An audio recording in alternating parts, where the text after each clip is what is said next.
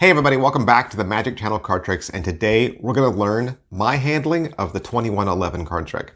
Now, what is the 2111 card trick? Well, it's that card trick with 3 rows of cards, right? We've probably all seen it. You probably even already know it.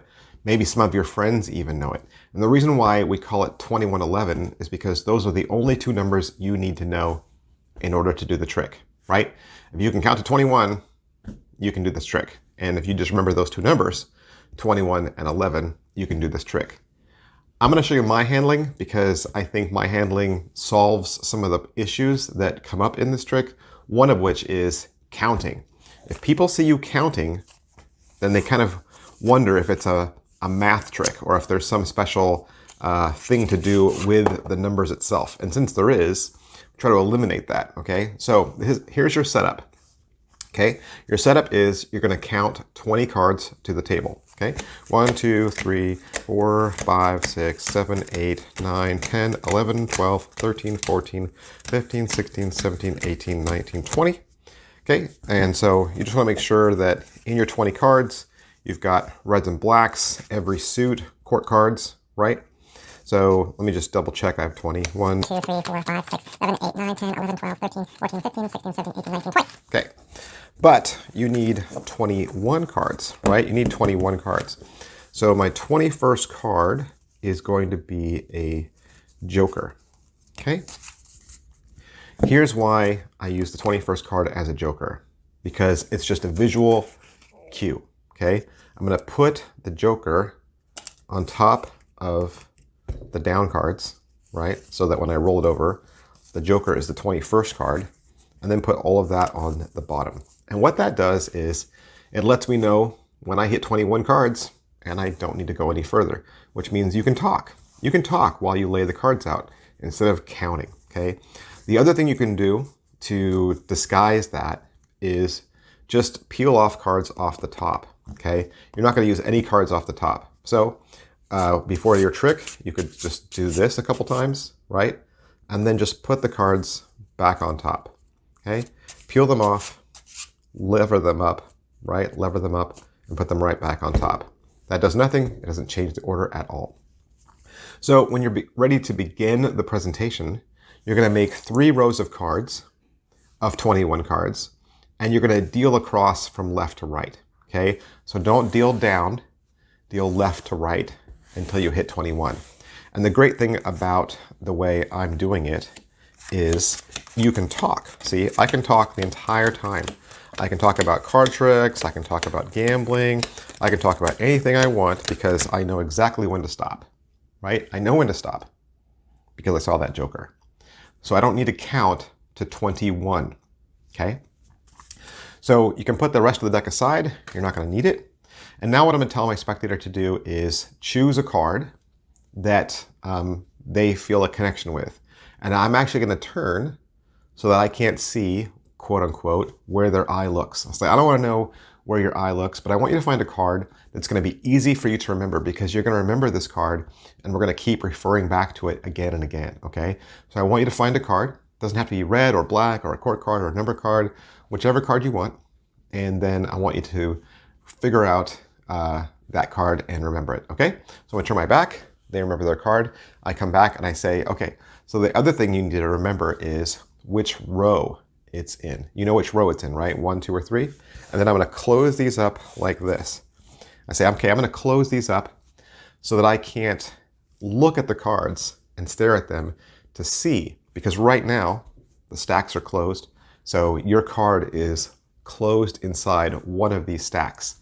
And so I'm going to try to get a feeling for your card. And I think it's here in the center stack. Now, at this point, you could pick up any stack you want. It really doesn't matter. And this is going to be a yes or no answer, okay? So if they say yes, then fantastic.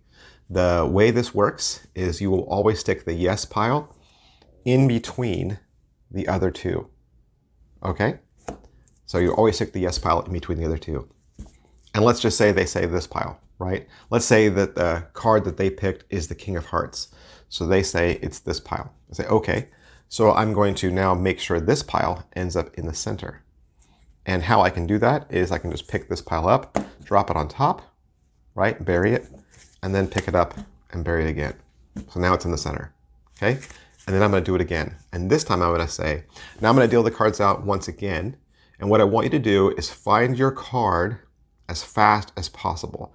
So as soon as I lay the last card down, you know exactly where your card is. So there's no way I could memorize where the stack is. Do you know where your card is? Great.